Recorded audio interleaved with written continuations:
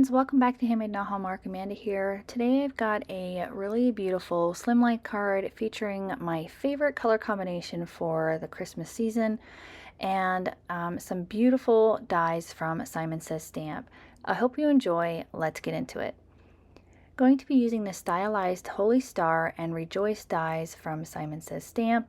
These are beautiful together, and I really wanted to do a slimline card using my favorite color combination. Now, I did change up the chipped sapphire for prized ribbon.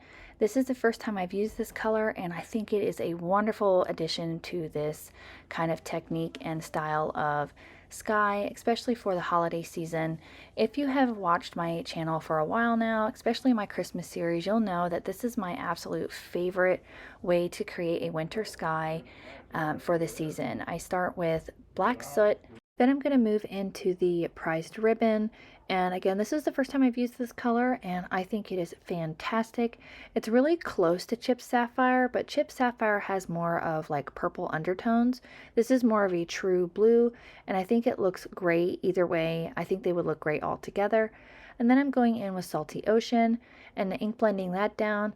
If I had tumbled glass, I would have finished it off near the end here with tumbled glass, but I don't have that one in just the mini distress inks. I have it in oxides, but I didn't want to mix the two together. Just going to go back and forth until I'm happy with that ink blending.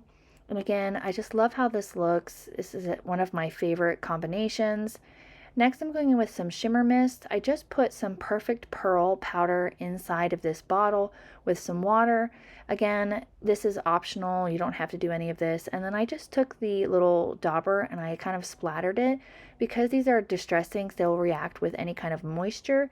Let that sit for a few seconds, and then I took a dry paper towel and kind of patted up all of that moisture. And you get that really cool kind of white splotching in the background. And then of course I'm going to hit it with my heat gun and add some white splatter, which again is one of my favorite techniques. I know this may seem boring to people seeing me do this style over and over again, but I just wanted to show that just changing one color, it doesn't really make a difference. It can either enhance the image or add something to it. Again, this is my favorite way to do winter skies. I think I'm going to try to do something more along the lines of like a daytime sort of scene, because I always do nighttime. And if anybody has any kind of color combinations for like during the day winter skies that I could do, I would really appreciate that. I'd like to give something like that a try and kind of switch up the normal thing that I do during the holiday season. I think that would be something fun to try out. Gonna just splatter the background heavily here with either stars or snowflakes. You can do, imagine it however you like. I kind of imagine it as snowfall. Next, I'm going to go in and get all of my die cuts ready. This is the Stylized Holy Star, and I think this is so pretty. And I tried to use the Stick It adhesive double-sided tape, and I thought maybe I'll give it another try. And maybe when I used it the last time, I wasn't doing it right or something like that. So for these first two white die cuts, I just used my liquid glue and attached them together.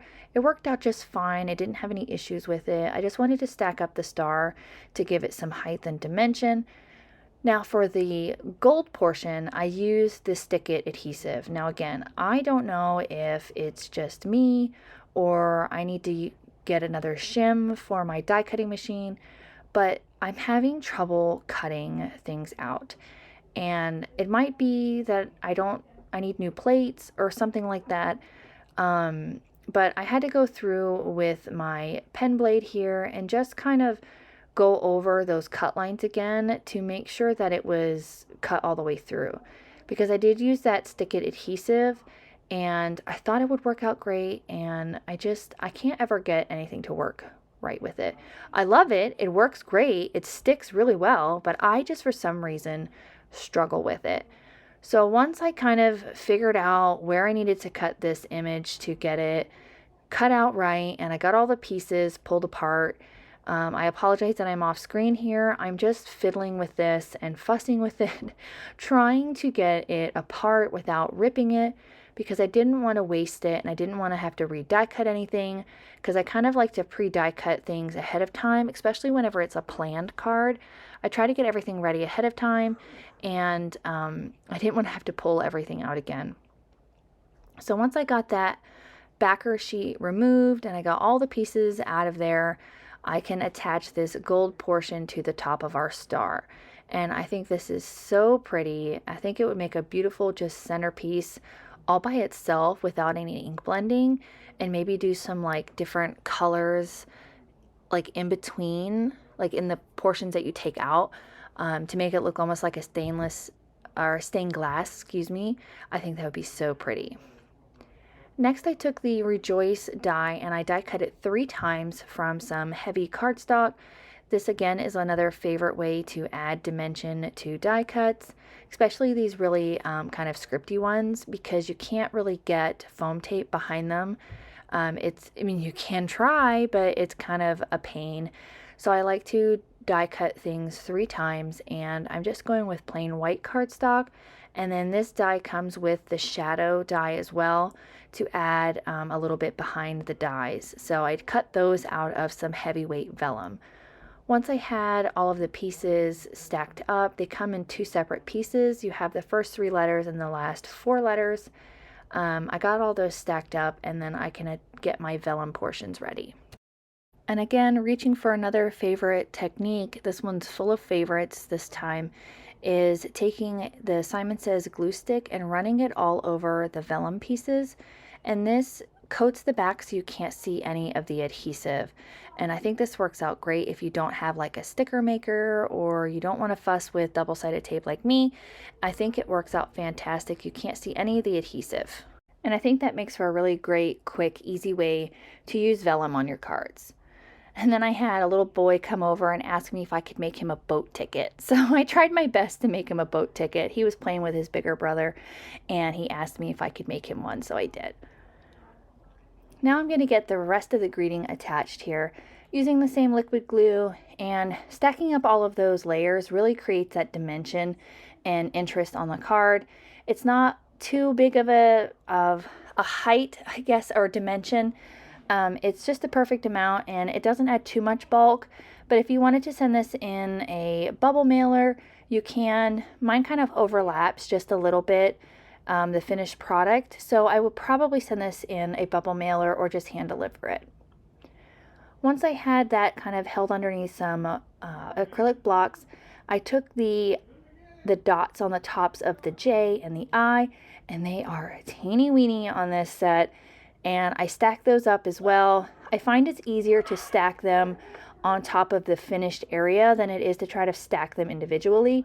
And I think I lost one of them, so I think only one's got 3 stacked up and the other one's got 2. So either way, it still looks great. I love the way that it turned out, and I think it really adds to the greeting.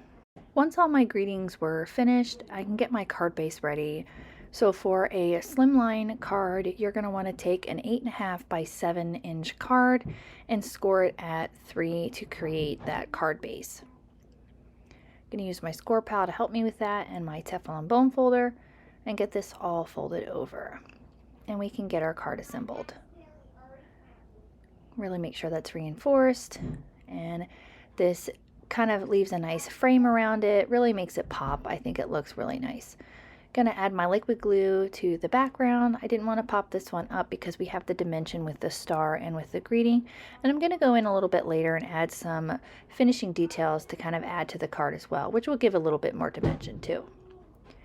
Gonna get that lined up here, and I just love that nice frame around it. Really think it finishes off the card nicely.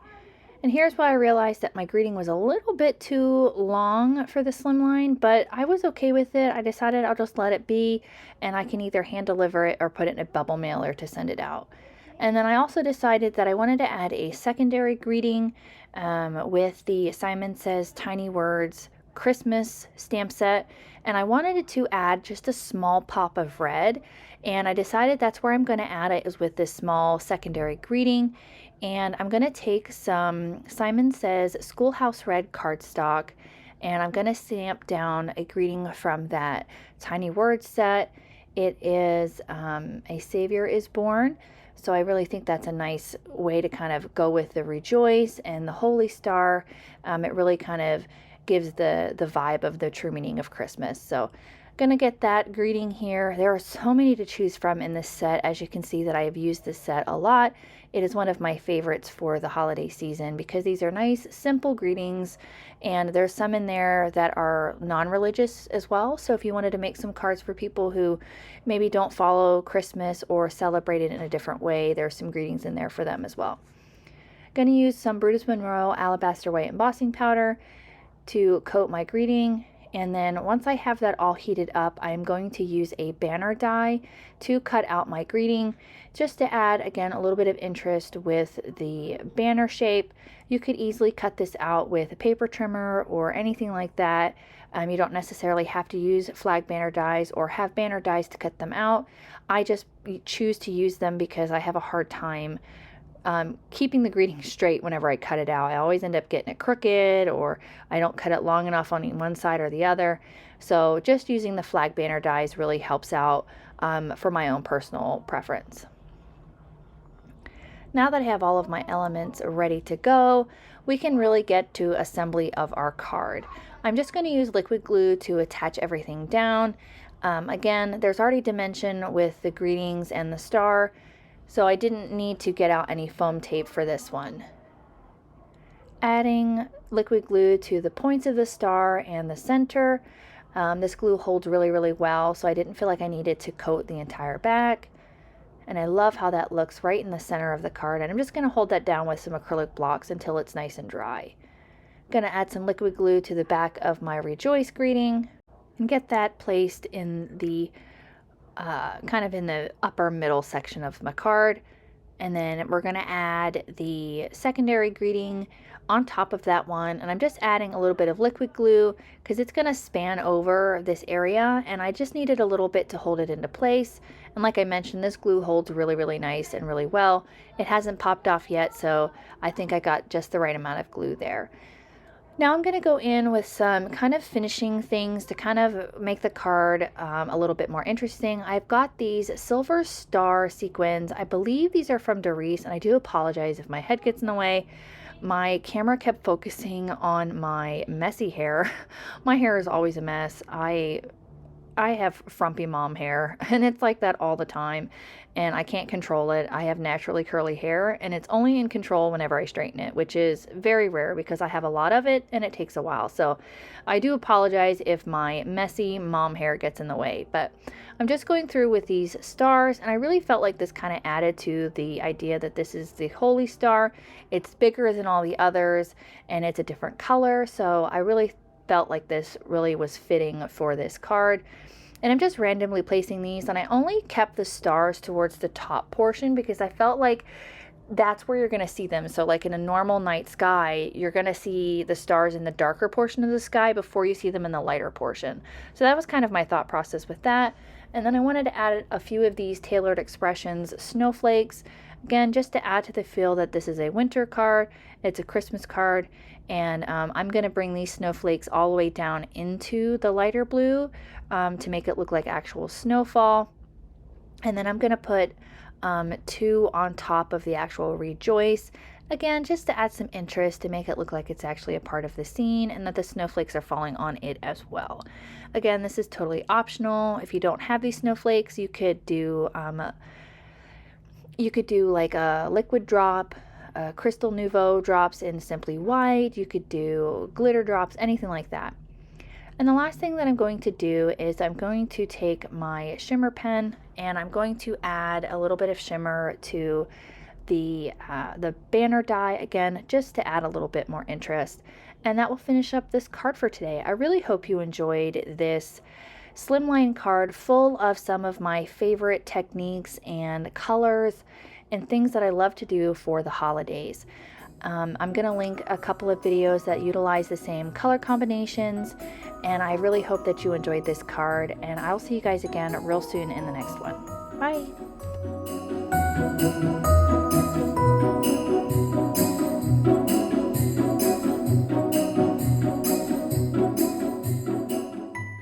On screen, I've got a few videos that I think you'll enjoy. Consider hitting the subscribe button so you don't miss out on any more videos at my YouTube channel.